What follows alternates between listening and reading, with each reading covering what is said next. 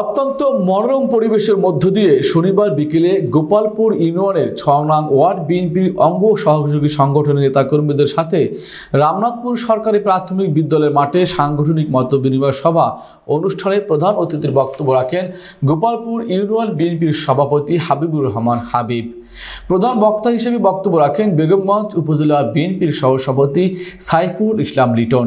বিশেষ অতিথির বক্তব্য রাখেন উপজেলা বিএনপির উপদেষ্টা আজিজুল ইসলাম কিরণ, ওয়ার্ড সাবেক সভাপতি হুমায়ুন কবির এর সভাপতিত্বে আব্দুর রহিম মাসুদ আলম ও জাহিদুল ইসলাম রাসেলের পরিচালনায় বিশেষ অতিথির বক্তব্য রাখেন ইউনিয়ন বিএনপির ভারপ্রাপ্ত সাধারণ সম্পাদক মুসলিম উদ্দিন সেলিম, ইউনিয়ন বিএনপি নেতা কামাল হোসেন, বিএনপি নেতা বচন, বিএনপি নেতা ইউসুফ, বিএনপি নেতা জহির উদ্দিন নজরুল ইসলাম তরুণ, ইউনিয়ন যুবদলের সাবেক যুগ্ম আহ্বায়ক সিরাজুল ইসলাম, সৌদি প্রবাসী কফিল, যুবদল নেতা ফিরোজ মাইন রানা, হারুন জিয়া, রাসেল, মোহাম্মদ জসিমউদ্দিন, ইউনিয়ন স্বেচ্ছাসেবক দলের আহ্বায়ক প্রভাত, সিনিয়র যুগ্ম আহ্বায়ক সুমন, সদস্য সচিব রুবেল, ছাত্রদল নেতা সুজন, ইউনিয়ন ছাত্রদলের সাধারণ সম্পাদক মহসিন সহ আরো অনেকে।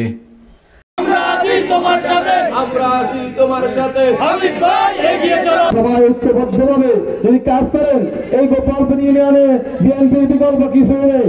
আমরা চাই সামনে 16 বছর 17 বছরে যে ভোট হয় নাই, আমরা সামনে এই ভোট উপহার দিতে চাই। ভোট হইলে ইনশাল্লাহ লিটন ভাই যদি ভোট করে আমার মনে হয় আমরা এই কেন্দ্রে প্রথমে এই কেন্দ্র থেকে ঘোষণা হয় যে এই কেন্দ্রে আমরা ফার্স্ট হয়েছি। স্বাধীনতার ঘোষক মহান রাষ্ট্রপতি জিয়াউর রহমানকে যার রক্তের বিনিময়ে আমাদের এই দেশ স্বাধীন অর্জন হয়েছে, সেই স্লোগানকে সামনে নিয়ে আমাদের নেতায় দীর্ঘ 3 মাস ধরে যে বক্তব্য রাখেন বাংলাদেশের 80,000 গ্রামে এই ফলে আর বক্তব্য রাখার দরকার হয় না। আমাদের নীতিগত সিদ্ধান্ত যেন কোন সমাজ অস্থিতির পরিস্থিতি যেন না হয়। বিগত দিনে যেসব কার্যক্রম হয়েছে এসব কার্যক্রমের জন্য এখানে উপস্থিতি কম।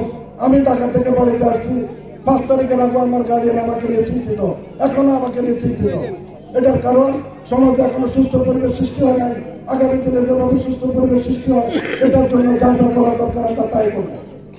দীর্ঘ 17 বছর এই স্বৈরাচার হাসিনা সরকারের কারণে আপনারা কথা বলতে পারেন নাই, সভা করতে পারেন নাই, মিছিল মিটিং করতে পারেন নাই, দলের কার্যক্রম সুন্দরভাবে পরিচালিত করতে পারেন নাই।